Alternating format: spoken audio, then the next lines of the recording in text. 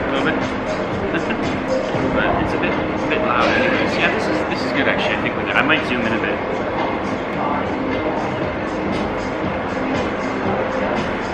That look good.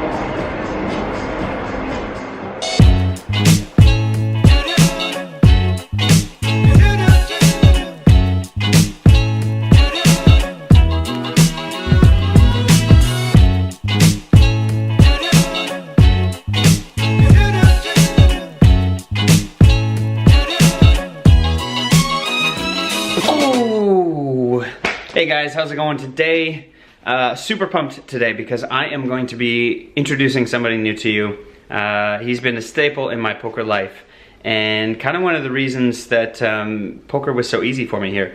So I talked a lot about building a community earlier in my videos. I'm gonna actually introduce you to the first ever person that I met here that had an impact in my life. So come on, I'll take you with me. We're gonna head out. All right, so I got somebody that I'm gonna introduce you guys to today. His name is Brayden. He is probably one of my best friends that I have met in this entire place. Oh my God, he's right here. Take a look at this. Brayden, how you doing, man? Good, man. How's it going? So this guy, met him, hang on, I gotta fix the viewfinder. I met this guy 4 years ago. How long was it ago? 4 years ago. Super good poker friend of mine, and we're gonna do, well, what are we gonna do? Beers? Talk about beers and poker. Talk about beers, poker, well, the things we do well, right? All right, come with us, let's go.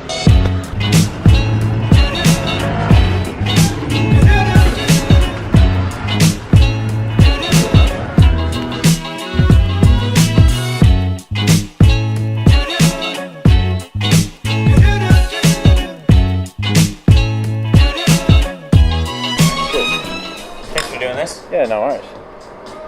Cool. Just wait till the helicopter's gone. They must know we're up to no good, so they want to film us. Anyway, first things first, actually, we should probably introduce you. Yeah. We're doing an interview. Sure. People might know who I am. You have no idea who this guy is. Why don't you just give a quick rundown who you are, what your name is? I think, well, so my name's Brayden. I play poker casually, have a full-time job, but poker's pretty big. Poker's a pretty big passion of mine. I was a late comer to the game. I started when I was 24, and I met Mike in my second or third tournament ever, I think. So you're the first person that I've met, that I met playing poker. I think second or third tournament. Yeah, that's early. Yeah, really early. So I had. When I met you, you had just started playing like all together or at all together? No, I was playing home games. So through football, I started playing poker through my local sports club, but we just had like home games. And then I thought I'd try my luck playing cards at Crown. And then I think I played a Friday night tournament, and the first one I played, I came second. And then I thought I'd come back the next week to play again, and that's where I met you. I remember we were about halfway through the tournament, and it was, I mean, we both had decent stacks, enough where we could do 3-betting and 4-betting and stuff like that, but nobody 3-bets or 4-bets in this tournament, like at all. It's, you know, raise, call. So I raised the cutoff with ace-5 suited. Now you're on the button because you 3-bet me. Yeah, correct. So I 3-bet my ace-8, and it folds around back to Brayden. It's like, this guy never has anything, so I don't know what I have. But why did you think that? Well, I don't know, you look like, I can't remember. It's pretty sick we both remember this hand, but I just remember thinking, like, I have an ace in my hand. Like, I think back then I kind of knew the concept of like blockers. I'm like, I have an ace, he can't have that many aces, so I'm just going to rip it and see what happens. So you 4-bet shove. 4-bet shove, ace-5 suited. And I can't do anything at this point. Obviously I have to fold my ace-8. But I remember I wanted to see if I could get some bit of information out of him. So I turned over my ace-8 and I wanted to show him that I was 3-betting a little bit light. And then I remember how you did it too. I was sitting there and you were sitting there and you turned over your ace-8 and threw it in. And I just put down the ace-5. Face up. Turns the ace-5 face up. And I knew in my head instantly that if this is like the one guy in the entire tournament who's going to 4-bet shove me with ace-5 like that he was somebody I needed to get to know. I think I asked for your phone number right then. You did. You asked. Yeah, I do remember that. You asked for my phone number. You know, it's funny. Like, would we be sitting here if if I didn't even turn my cards over. Like if I just kind of put my cards in the muck without turning them over, would we be sitting here? You know, if I decide not to shove ace 5 or you decide not to shove ace 8, like, would we be sitting here? Would we have gone through like? I'm always 3-betting ace 8. Yeah, this is true. You do some crazy shit. Can you? Is that getting dark? Yeah, it looks good. It's much better. Man, this... Dude, we could sit here for an hour and talk. I know. Just have like 6 beers and... Yeah, and get blind. Is this an interview for a vlog, or is this just like drinking and having fun, like normal? So, we've known each other for 4 years now. What type of player would you describe me as versus what type of player are you? How long have you got? I think we've both brought a lot to each other's games. You've definitely brought a lot to mine because you've been an established player.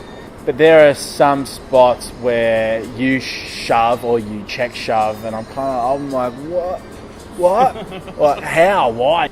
You know, we both bring different strengths there where you just dominate the final table, and I try and navigate my way through. That makes sense. And you just pick up spots that I don't see. You pick up spots that a lot of people don't see, but I think we bring that to each other's games for sure. Yeah, and I've learned a lot from you because as much as, you know, I've become this table captain a lot of the time from a natural perspective, I need that game reined in as well.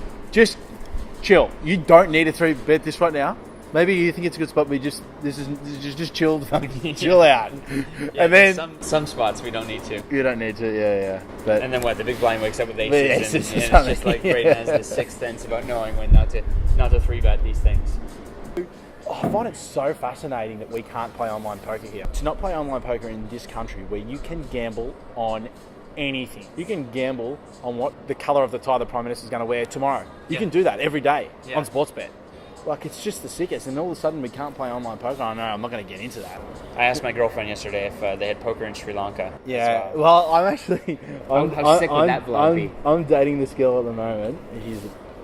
I quite like her. Is she going to watch this? She's a bit of a babe. I hope she does it. She actually watched your first video. How is she not going to watch this one? I know, right? And she doesn't know anything about poker or anything. And she watched your first video and she loved it. And she was talking about how if she wanted to move up in her job, she would have to go to Hong Kong. First thought was like, can you play online in Hong Kong? Oh man, I'll be going to Macau so much. I feel like you're foreshadowing for the vlog because my best mate from football just moved to Hong Kong as well. Shout out to Reed Bailey. I'm coming to see you in Macau as well. I don't mind a beer when I play though. Yeah, well, if we're having some frothies on a Friday night, you know, no big deal. That Friday night tournament. Yeah. It's only gotten more sick over the years. Do you remember when we were that day after we first met? And then it was it the next week? It was the next week. Oh no, I do remember that. It was the next week, and I was playing cash, I think. And I went to check who was playing at the final. It was at the final table, the Friday tournament, and it was you again. And you had like this huge chip stack. I'm like, I'm just going to drink beers and rail. Yeah. And I didn't know that structure's really slow. And the final table went for hours, and I was so drunk. And I got you a 1-round penalty as well, I think. Do you remember that? I got you a 1-round penalty. You only met me 2 or 3 times. But we weren't phased. It wasn't a big deal. I was honestly enjoying the company. I remember I got you a beer, and I was like, man, your heads up. You know, just play the button, play position. And I'm like, little did I know you was like this heads up sicko back in the mid 2000s. Here I am. I've been playing for a month, and I'm telling you how to play heads up, no limit. And I remember you saying, you're like, yeah, dude, I know. Just shut the fuck up. Just shut up. Don't give away all my strategies. And you won it. Did you win? Yeah, I won. Yeah, one more. Be right back. Yeah. Hey, keep them company while I'm gone.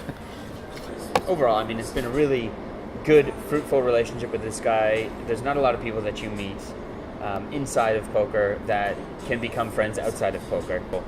In Australia, really, there's only one guy. His name is Brayden Jinks, and he is a phenomenal poker player, aspiring professional. We'll see if you can. Good guy, maybe. If you want to do it that way. Well, the good guy. I was going to hold off on that one for a bit. I'm your biggest fan. Obviously, you know I'll sweat you in every tournament that you're in. Appreciate you doing this interview for me. No worries. Hopefully, the anytime. People back home appreciate it as well. For sure. If you guys ever want to come down to Melbourne, get to know us.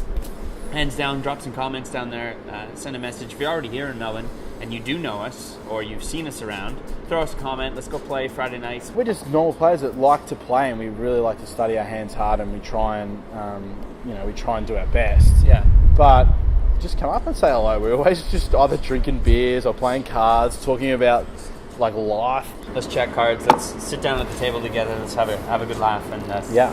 can't wait to see you guys at the tables.